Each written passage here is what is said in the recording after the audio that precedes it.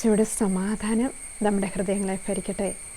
ഇന്ന് നമ്മൾ സംസാരിക്കാൻ ആഗ്രഹിക്കുന്നത് നമുക്കെല്ലാം സുപരിചിതനായ ഒരു സഹോദരനെക്കുറിച്ചാണ്. അദ്ദേഹത്തിൻ്റെ പേര് ബ്രദർ ഒ.ജെ. വിക്ടർ എന്നാണ്. കേരള കത്തോലിക്ക സഭയ്ക്ക് ദൈവം നൽകിയ ആത്മീയ സ്വത്തിൻ്റെ ഒരു ഉടമയാണ് അദ്ദേഹം.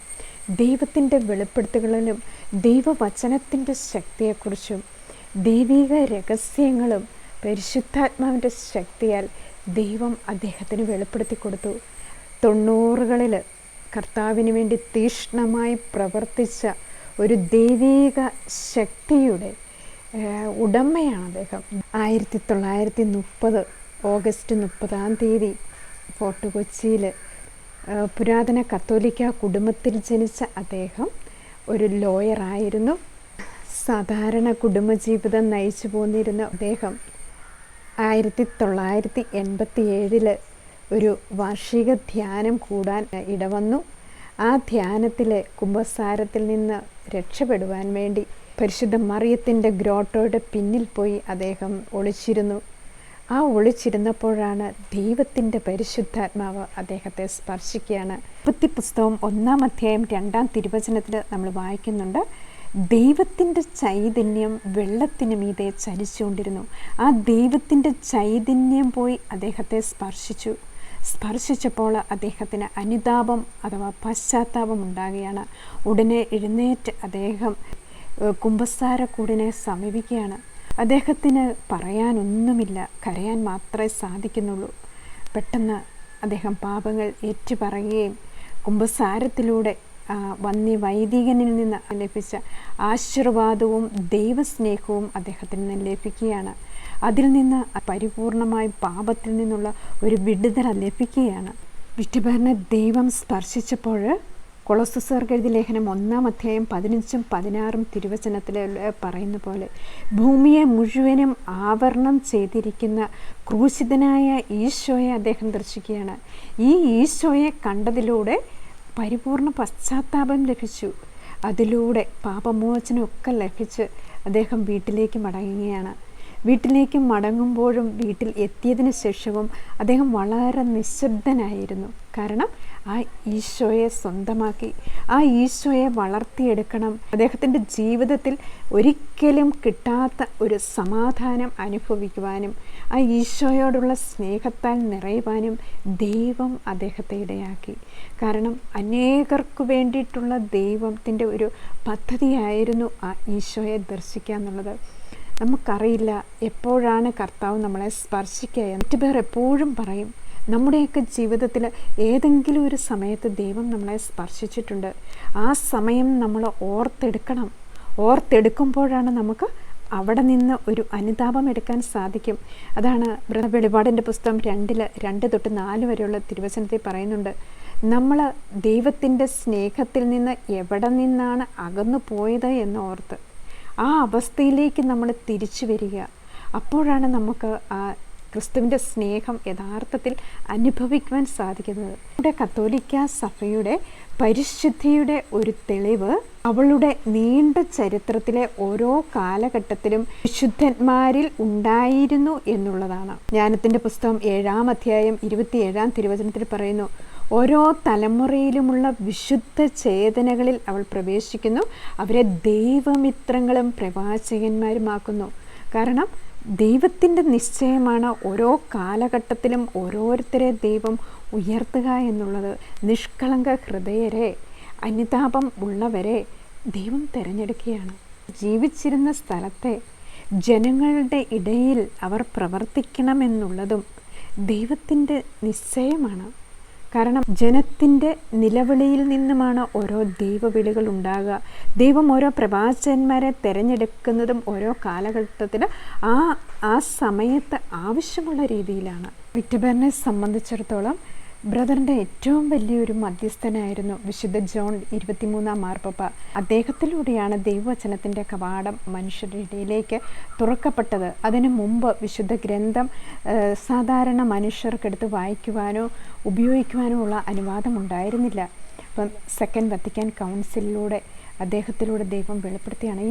ഈ വിശുദ്ധൻ്റെ മധ്യസ്ഥം ബ്രദറിന് വളരെ ശക്തമായിട്ട് അനുഭവപ്പെട്ടു. ബ്രദർ വിറ്റുബാൻ്റെ ജീവിതത്തിൽ പലപ്പോഴും ബ്രദർ വിശുദ്ധൻ്റെ മധ്യസ്ഥം തേടാറുണ്ട്. ആ വചനത്തിൻ്റെ കവാടം ബ്രദറിന് തുറന്നു കിട്ടി. വചനത്തിനോടുള്ള ഒരു ആഗ്രഹം, ആ ദൈവവചനത്തിൻ്റെ ആഴങ്ങളിലേക്ക് പോകാനുള്ള ഒരു തീഷ്ണത. കൊളോസ്യർക്കെഴുതിയ എഴുതിയ ലേഖനം 1-ാം അധ്യായം 26-27 പറയുന്നുണ്ട്, ദൈവത്തിൻ്റെ രഹസ്യങ്ങൾ പരിപൂർണമായി വെളിപ്പെടുത്തുക എന്നതായിരുന്നു ദൗത്യം. ആ ദൈവവചനത്തിൻ്റെ രഹസ്യങ്ങളിലേക്ക് മനുഷ്യരെ കൊണ്ടുവരിക, ദൈവത്തിൻ്റെ ഓരോ വചനത്തിലും ജീവിച്ച് ആ ജീവിച്ച വചനം ജനങ്ങളുടെ ഇടയിലേക്ക് പ്രചരിപ്പിക്കുക, ജനങ്ങളിലും ആ വചനത്തിൽ അനുസരിക്കുവാൻ അവരെ പഠിപ്പിക്കുക എന്നുള്ളൊരു വലിയ ശുശ്രൂഷയായിരുന്നു ബ്രദറിന് ദൈവം കൊടുത്തിരുന്നത്. അതിലൂടെ അനേകം ജനങ്ങൾക്ക് വിശുദ്ധി എന്താണ്, എളിമ എന്താണ്, ദൈവസ്നേഹം എന്താണ് ഇതെല്ലാം വെളിപ്പെടുത്തി കിട്ടി. അനേകം അത്ഭുതങ്ങളും അടയാളങ്ങളും അനേകരുടെ ജീവിതത്തിൽ പ്രവർത്തിക്കാനായിട്ട് ദൈവം അനുവദിച്ച ഒരു കൊച്ചു ആത്മായ പ്രേക്ഷിതനായിരുന്നു വിറ്റുബാർ. വിറ്റുബാറിൻ്റെ ആത്മീയ ജീവിതത്തിൻ്റെ തുടക്കത്തെക്കുറിച്ച് അദ്ദേഹം പറയുന്നുണ്ട്. അദ്ദേഹം ധ്യാനമൊക്കെ കൂടി വീട്ടിൽ വന്ന് വളരെ ശാന്തനായിരുന്ന് കുറച്ച് ദിവസത്തേക്ക് പ്രാർത്ഥിക്കാൻ ബുദ്ധിമുട്ടുണ്ടായിരുന്നു. അതിനുശേഷം അദ്ദേഹം നന്നായിട്ടിരുന്ന് പ്രാർത്ഥിച്ചപ്പോൾ ദൈവം കാണിച്ചു കൊടുത്തു. കൈകൾ ഉയർത്തി ദൈവത്തെ മഹത്വപ്പെടുത്തുന്നതിനെക്കുറിച്ചും ദൈവവചനത്തിൻ്റെ ശക്തിയെക്കുറിച്ചുമൊക്കെ. അപ്പോൾ ഈ കൈകൾ ഉയർത്തി ദൈവത്തെ മഹത്വപ്പെടുത്തി ആരാധിക്കാൻ തുടങ്ങിയപ്പോഴാണ് മനസ്സിലാകുന്നത് അനേകം പാപബന്ധനങ്ങൾ നമ്മളിലുണ്ട്. ഈ പാപങ്ങൾ ഓരോന്നോരോന്നായിട്ട് ദൈവം കാണിച്ചു കൊടുത്തു. പറഞ്ഞ് പോയി കുമ്പസാരിക്കുമ്പോഴാണ് അതിൽ നിന്ന് വിടുതൽ ലഭിക്കുന്നതെന്നും അദ്ദേഹത്തിന് ദൈവം വെളിപ്പെടുത്തി കൊടുക്കുകയാണ്. ഈ വ്യക്തിപരമായ പ്രാർത്ഥനയിലൂടെ 1.5 വർഷത്തോളം അദ്ദേഹം വിശുദ്ധ ഗ്രന്ഥവുമായി ഇരുന്ന് പ്രാർത്ഥിക്കുകയാണ്. ഈ പ്രാർത്ഥനയിലൂടെ ദൈവിക ചൈതന്യം കൊണ്ട് നിറയുവാനും ഓരോ വചനങ്ങളും അനുസരിക്കുവാനും ദൈവം അദ്ദേഹത്തെ പഠിപ്പിച്ചുകൊണ്ടിരുന്നു. ഓരോ ബലഹീനതകൾ എന്താണ് എന്ന് ദൈവം കാണിച്ചു കൊടുത്തു. ഫിലിപ്പിയർക്കെഴുതിയ എഴുതിയ ലേഖനം 3-ാം അധ്യായം 19-ാം വാക്യത്തിൽ പറയുന്നുണ്ട്, ഉദരമാണ് അവരുടെ ദൈവം. ഭക്ഷണത്തിനോടുള്ള അതിയായ ആഗ്രഹം നമുക്കുണ്ടെങ്കിൽ ആ ഭക്ഷണം നമ്മൾ കുറയ്ക്കുക, ഏറ്റവും കൊതിയുള്ള ഭക്ഷണത്തിന് വേണ്ടിയുള്ള വിടുതലിന് വേണ്ടി പ്രാർത്ഥിക്കുക. അങ്ങനെ ബ്രദർ ഓരോന്നായിട്ട് മാറ്റാൻ തുടങ്ങി. വീട്ടിലുണ്ടായിരുന്ന ചില ബന്ധനമുള്ള സാധനങ്ങൾ, പല സാധനങ്ങൾ നമ്മുടെയൊക്കെ ഷെൽഫുകളിൽ ഇരിപ്പുണ്ട്. ആ ബന്ധനമുള്ള ഓരോ വസ്തുക്കളെയും ദൈവം ബ്രദറിന് കാണിച്ചു കൊടുത്തു. ഈശോയിൽ വരും തോറും ബ്രദർ പറയും, ലേവ്യർക്കെഴുതിയ ലേഖനം 10-ാം അധ്യായം 10-ാം തിരുവചനത്തിൽ വിശുദ്ധമായത് എന്താണ്, അശുദ്ധമായത് എന്താണ്, അത് തിരിച്ചറിയാനുള്ള ഒരു കൃപയുണ്ട്. അത് അവിടെ നിന്ന് എടുത്തു മാറ്റുമ്പോൾ നമ്മളിലുണ്ടാകുന്ന വ്യത്യാസങ്ങൾ, നമ്മുടെ വിശ്വാസം വർദ്ധിക്കുന്നത്, ഇതെല്ലാം ദൈവം വെളിപ്പെടുത്തി കൊടുത്തു.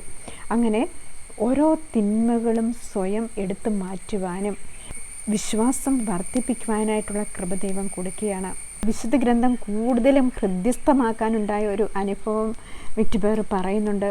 ബ്രദർ ഈശോയിൽ വന്നതിന് ശേഷം പുറത്ത് എവിടെ പോയാലും ഒരു കൊച്ചു ബൈബിളുമായിട്ടായിരുന്നു പോകുന്നത്. ഒരു ദിവസം ഒരു വീട്ടിൽ ചെന്നപ്പോൾ പറഞ്ഞു, ഈ ബൈബിളുമായിട്ട് എൻ്റെ അടുത്ത് വരരുത്, ഞങ്ങൾക്കൊട്ടും ഇഷ്ടമില്ല, അതെടുത്ത് മാറ്റണം എന്ന് പറഞ്ഞപ്പോൾ ബ്രദർ ഈശോയോട് പറഞ്ഞു, ഈശോയെ, ഈ വചനങ്ങൾ എല്ലാം ഹൃദയത്തിൽ സംഗ്രഹിക്കാനുള്ള ആ കൃപ എനിക്ക് തരണമേ. അങ്ങനെ ബ്രദർ ഓരോ വചനങ്ങളും ഹൃദയത്തിൽ സംഗ്രഹിക്കുവാനും പരിശുദ്ധ മറിയത്തിന് ദൈവം കൊടുത്ത ഒരു കൃപയാണ്. ലൂക്കായുടെ സുവിശേഷം 2-ാം അധ്യായം 19-ാം തിരുവചനത്തിൽ മറിയമാകട്ടെ ഇവയെല്ലാം ഹൃദയത്തിൽ സംഗ്രഹിച്ച് ഗാഢമായി ചിന്തിച്ചുകൊണ്ടിരുന്നു.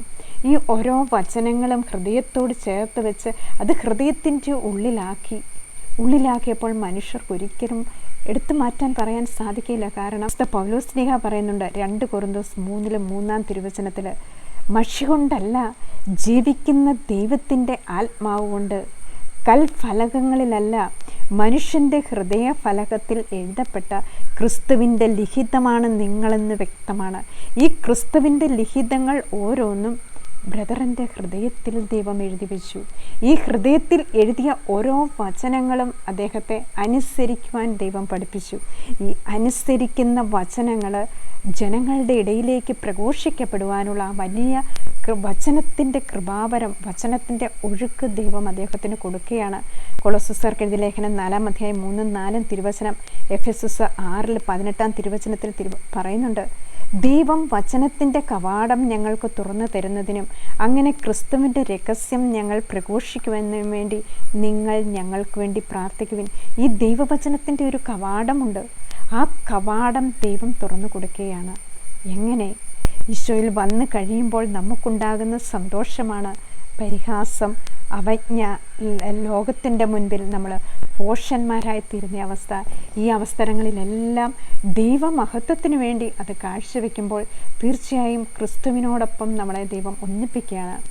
വിറ്റുബറിൻ്റെ ഏറ്റവും വലിയൊരു മധ്യസ്ഥനായിരുന്നു വിശുദ്ധ അന്തോനീസ്. അന്തോനീസ് പുണ്യവാളിന് ദൈവം കൊടുത്ത വലിയ കൃപയായിരുന്നു ദൈവവചനം പ്രഘോഷിക്കുക, വചനത്തിലൂടെ അനേകരെ ദൈവത്തിങ്കിലേക്ക് അടുപ്പിക്കുക. ദൈവവചനമാണ് മനുഷ്യൻ്റെ ജീവിതത്തിലെ മാറ്റിമറിക്കാനുള്ള ഏറ്റവും വലിയ ഉപാധി എന്ന് വിശുദ്ധന് ദൈവം വെളിപ്പെടുത്തി കൊടുക്കുകയാണ്. ആ വിശുദ്ധ അതേ വചനങ്ങൾ തന്നെയാണ് ദൈവത്തിൻ്റെ പ്രവാചകന്മാർക്കും ഈ വിറ്റുബറിനും ദൈവം വെളിപ്പെടുത്തി കൊടുത്തത്. അപ്പോൾ ആ വചനത്തിൻ്റെ ആഴങ്ങളിലേക്ക് പോകുവാൻ ദൈവം അദ്ദേഹത്തെ അനുവദിച്ചു.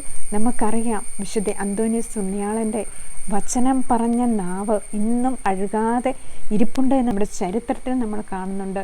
വിശുദ്ധൻ്റെ നാവ് വിശുദ്ധമായവ വിശുദ്ധിയോടെ ചെയ്തവർ വിശുദ്ധരാകും. സദ്വചനങ്ങൾ മാത്രം സംസാരിക്കുന്ന നാവായാൽ ദൈവത്തിൻ്റെ നാവ് പോലെ ആക്കുമെന്ന് ജെറമ്യാ പ്രവാചകൻ്റെ പുസ്തകം 15-ാം അധ്യായം 19-ാം തിരുവചനത്തിൽ പറയുന്നുണ്ട്. ആ ഒരു വചനത്തിലൂടെ പുണ്യവാളിൻ്റെ നാവ് ഇന്നും നിലനിൽക്കുകയാണ്. ഇന്ന് നമുക്കറിയാം, കേരള കത്തോലിക്ക സഭയിൽ അനേകർ വിറ്റുബറിൻ്റെ വചനം ശ്രവിച്ച് ലോകത്തിൻ്റെ പല ഭാഗങ്ങളിൽ, കേരളത്തിലെ പല ഭാഗങ്ങളിലായിട്ട് ഈശോയെ പ്രഘോഷിക്കുന്നവരുണ്ട്, ഈശോയെ സ്നേഹിക്കുന്നവരുണ്ട്. പല ദൈവവിളികളായി സ്ഥലങ്ങളിൽ ക്രിസ്തുവിന് വേണ്ടി സാക്ഷ്യം വഹിക്കുന്ന അനേകം വൈദികരും സിസ്റ്റേഴ്സും വിറ്റുബറിലൂടെ വന്നിട്ടുണ്ട്. അനേകം ദൈവവിളികൾ ഉണ്ടായിട്ടുണ്ട്. ഈ ദൈവവിളിയുടെ ഒരു രഹസ്യത്തെക്കുറിച്ച് വിറ്റുബർ പറയുന്നുണ്ട്. കാരണം വിറ്റുബറിൻ്റെ അരുമ ശിഷ്യനായിരുന്നു ബ്രദർ ഷാജി. അദ്ദേഹം 1995 ചെറുപ്പത്തിൽ തന്നെ ദൈവസന്നിധിയിലേക്ക് വിളിക്കപ്പെട്ടു. അദ്ദേഹം ഒരു ബ്രഹ്മചരിയായിരുന്നു. അദ്ദേഹത്തിൻ്റെ പ്രത്യേകത ഈശോയുടെ വചനങ്ങൾ ഹൃദയത്തിൽ സൂക്ഷിക്കുക, കൂടുതൽ സമയം പരിശുദ്ധ കുർബാനയുടെ മുമ്പിൽ ചെലവഴിക്കുക, ക്രിസ്തുവിന് വേണ്ടി ജീവിതം പരിപൂർണമായിട്ട് സമർപ്പിച്ച് ക്രിസ്തുവിന് വേണ്ടി രക്തസാക്ഷിയാകാൻ കാത്തിരുന്ന ഒരു കൊച്ചു ബാലനായിരുന്നു ബ്രദർ ഷാജി. ഈ ബ്രദർ ഷാജി ബ്രദർ വിക്ടറിനോട് ഏറ്റവും അടുത്ത ശിഷ്യനായിരുന്നു. ബ്രദർ വിക്ടറിൻ്റെ വിശ്വസ്ത ശിഷ്യൻ എന്ന് അറിയപ്പെടുന്ന അദ്ദേഹത്തിൻ്റെ മരണത്തിലൂടെ അനേകം യൂത്ത് ദൈവത്തിന് വേണ്ടി ജീവിതം സമർപ്പിക്കുവാനും, അതിലൂടെ ബ്രദർ വിക്ടർ പലപ്പോഴും പറയും, ബ്രദർ ഷാജിയിലൂടെയാണ് നമ്മുടെ സമൂഹത്തിൽ അനേകം ദൈവവിളികൾ ഉയർന്നു വന്നത് എന്ന്. ആ ഒരു വലിയ കൃപ ദൈവം ബ്രദർ ഷാജിക്ക് കൊടുക്കുകയാണ്. അതിലൂടെ അനേകരെ ക്രിസ്തുവിന് വേണ്ടി, ക്രിസ്തുവിനെ പ്രഘോഷിക്കുവാനായിട്ട്, ക്രിസ്തുവിന് വേണ്ടി ജീവിതം സമർപ്പിച്ചുകൊണ്ട് പല കോൺഗ്രിഗേഷനിലേക്കും പല സഭകളിലേക്കും പോയി അവരുടെ ജീവിതം തന്നെ സാക്ഷ്യമാക്കി മാറ്റുകയാണ്. വേറെ വിശുദ്ധ ഗ്രന്ഥം വായിക്കുന്നതിനെക്കുറിച്ച് പറയുന്നുണ്ട്. അതിൽ ബ്രദർ എപ്പോഴും പറയും, യോഹന്നാൻ്റെ സുവിശേഷം നമ്മൾ കൂടുതൽ വായിക്കണം. ഈ യോഹന്നാൻ്റെ സുവിശേഷം വായിക്കുമ്പോൾ നമ്മളിൽ ആ ദൈവസ്നേഹം കൊണ്ട് നിറയും എന്ന് അദ്ദേഹം പറയാറുണ്ട്. കാരണം അദ്ദേഹം ഈശോയെ സ്വീകരിച്ച് കഴിഞ്ഞ് ആദ്യം വായിച്ചത് യോഹന്നാൻ്റെ സുവിശേഷമാണ്. വിശുദ്ധ ഗ്രന്ഥത്തിലെ ഓരോ വചനങ്ങളും അദ്ദേഹം ബ്ലൈൻഡായിട്ട് വിശ്വസിക്കുകയാണ്. അതിനുള്ള കൃപ ദൈവം കൊടുത്ത് ആ വചനങ്ങൾ ഓരോന്നും അനുസരിക്കാനുള്ള ആഗ്രഹവും കൃപയും ദൈവം കൊടുക്കുകയാണ്. അങ്ങനെ യോഹന്നാൻ്റെ സുവിശേഷം വായിച്ച് ഒരു 13-ാം അധ്യായത്തിൽ എത്തിയപ്പോൾ ഈശോ ശിഷ്യന്മാരുടെ കാലുകൾ കഴുകി ചുംബിക്കുന്ന ഒരു ഭാഗത്ത് വന്നപ്പോൾ വിറ്റുബറും ധ്യാനിക്കുകയാണ്, തനിക്കെങ്ങനെ ഈ ശുശ്രൂഷ ചെയ്യാൻ സാധിക്കും. അങ്ങനെ ലോയറായിരുന്ന അദ്ദേഹം തൻ്റെ വീട്ടിലെ ഡ്രൈവറിൻ്റെയും ജോലിക്കാരുടെയും കാലുകൾ മുത്തി എന്ന് അദ്ദേഹം പറയുന്നുണ്ട്. കാലുകൾ കഴുകുന്നതിന് മുമ്പ് അദ്ദേഹത്തിൻ്റെ ഹൃദയത്തിൽ വലിയൊരു സംഘർഷമുണ്ടായി. എനിക്കിതെങ്ങനെ സാധിക്കും? ഇത്രയും വലിയൊരു വ്യക്തിയായ ഞാൻ എങ്ങനെ ദാസരുടെ പാദങ്ങൾ കഴുകും എന്നൊരു ചിന്ത വന്നപ്പോൾ അദ്ദേഹം അത് പൂർണ്ണമായിട്ട് ആ വചനം അനുസരിക്കാൻ വേണ്ടി വളരെ ശാന്തനായിട്ട് കാലുകൾ കഴുകിയാണ്. ആ കാലുകൾ കഴിയതിലൂടെ അദ്ദേഹത്തിനും പശ്ചാത്താപവും മാനസാന്തരവും ഉണ്ടാകുകയും കഴിയ വ്യക്തികളും അനുദപിക്കുകയും പശ്ചാത്തപിക്കുകയും ഉച്ചത്തിൽ നിലവിളിച്ച് കരയുകയും ചെയ്യുകയാണ് ഉണ്ടായത്. അതിലൂടെ അവർക്കെല്ലാവരുടെയും ഹൃദയത്തിൽ ദൈവസ്നേഹം പൂർണ്ണത പ്രാപിച്ചു. അങ്ങനെ അദ്ദേഹം തൻ്റെ ശിഷ്യരെ പഠിപ്പിച്ചു എളിമ എന്താണ്, എങ്ങനെയാണ് പരസ്പരം വിധേയത്വത്തിലും എളിമയിലും ജീവിക്കാൻ സാധിക്കുക. നമ്മുടെ ഹൃദയത്തിൽ മറ്റുള്ളവരോട് എന്തെങ്കിലും ഒരു തിന്മ, വിദ്വേഷം, അംഗീകരിക്കാൻ പറ്റാത്ത അവസ്ഥ ഇവയെല്ലാം ഉണ്ടാകുമ്പോൾ നമ്മൾ പരസ്പരം ക്ഷമ ചോദിക്കണം. അദ്ദേഹം പഠിപ്പിക്കുകയുണ്ടായി, ഈശോയുടെ നാമത്തിൽ ഞാൻ ക്ഷമിക്കുന്നു എന്ന് അദ്ദേഹം തൻ്റെ ശിഷ്യരെ പഠിപ്പിച്ചു. അതുപോലെ പരസ്പരം കാലുകൾ തൊട്ട് വന്ദിക്കുമ്പോൾ എളിമപ്പെടുകയാണ്. എത്ര വലിയവനും എത്ര താഴ്ന്നവനും പരസ്പരം കാലുകൾ തൊടുമ്പോൾ അവിടെ ഒരു വിധേയത്വം ഉണ്ടാകണം എന്നായിരുന്നു അദ്ദേഹം പഠിപ്പിച്ചത്. അദ്ദേഹത്തിൻ്റെ ശിഷ്യരിൽ ഏറ്റവും വലിയവനെന്നോ ഏറ്റവും ചെറിയവനെന്നോ ഒരു വ്യത്യാസവും അദ്ദേഹം കാണിച്ചിരുന്നില്ല.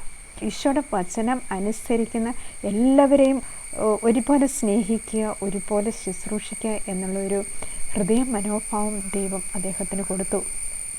അങ്ങനെ യോഹന്നാൻ്റെ സുവിശേഷം ഓരോ അധ്യായങ്ങൾ വായിക്കുമ്പോഴും ആ ദൈവത്തിൻ്റെ വചനങ്ങൾ അനുസരിക്കാനുള്ള കൃപ കൊടുത്തു. യോഹന്നാൻ്റെ സുവിശേഷം 16-ാം അധ്യായം 7-ഉം 8-ഉം തിരുവചനത്തിൽ വന്നപ്പോൾ ദൈവം വെളിപ്പെടുത്തി കൊടുക്കുകയാണ് പാപത്തെക്കുറിച്ച്, നീതിയെക്കുറിച്ച്, ന്യായവിധിയെക്കുറിച്ച്. അങ്ങനെ അദ്ദേഹം ഓരോ പാപങ്ങളും കണ്ടുപിടിച്ച് ഓരോ പാപങ്ങൾക്കും കുമ്പസാരത്തിലൂടെ മോചനം ലഭിക്കുന്നതിനെക്കുറിച്ചും ദൈവം അദ്ദേഹത്തിന് വെളിപ്പെടുത്തി കൊടുക്കുകയാണ്. അദ്ദേഹത്തിൻ്റെ ശുശ്രൂഷയിൽ എപ്പോഴും പറയുന്നൊരു കാര്യമാണ്, യോഹന്നാൻ്റെ സുവിശേഷം നമ്മൾ കൂടുതൽ വായിച്ച് ദൈവസ്നേഹം കൊണ്ട് നിറയണം. യോഹന്നാൻ്റെ ലേഖനങ്ങൾ നമ്മൾ വായിക്കുമ്പോൾ എന്താണ് ദൈവസ്നേഹം, എന്താണ് പരസ്നേഹം എന്നതിനെക്കുറിച്ചെല്ലാം ലേഖനത്തിലും പറയുന്നുണ്ട്. ഈ ലേഖനങ്ങൾ വായിച്ച് കഴിയുമ്പോഴാണ് നമ്മളിൽ ഒരു ദൈവസ്നേഹത്തിൻ്റെ അടിസ്ഥാനം ഇടുക. അതിലൂടെ ദൈവസ്നേഹം നമ്മിൽ വന്നു കഴിഞ്ഞാലാണ് നമുക്ക് പാപം പൂർണ്ണമായിട്ട് ഉപേക്ഷിക്കുവാനും ദൈവത്തെ സ്നേഹിക്കുവാനും പാപത്തെ വെറുക്കുവാനും സാധിക്കുന്നത് എന്ന് അദ്ദേഹം നമ്മളെ പഠിപ്പിച്ചു തന്നു. അദ്ദേഹത്തിൻ്റെ ജീവിതത്തിലെ ഓരോ സംഭവങ്ങളെക്കുറിച്ചും അദ്ദേഹം വിവരിക്കുന്നുണ്ട്. ആ വിശുദ്ധ ഗ്രന്ഥത്തിൻ്റെ രഹസ്യങ്ങൾ നമ്മുടെ ഹൃദയത്തിലും പതിയുവാനായിട്ട് ലൂക്കായുടെ സുവിശേഷം 8-ാം അധ്യായം 15-ാം തിരുവചനത്തിൽ പറയുന്നുണ്ട്, നല്ല നിലത്ത് വീണ വിത്തോ വചനം കേട്ട് ഹൃദയത്തിൽ സംഗ്രഹിച്ച് അത് ക്ഷമയോടെ ഫലം പുറപ്പെടുവിക്കുന്നവരാണ്.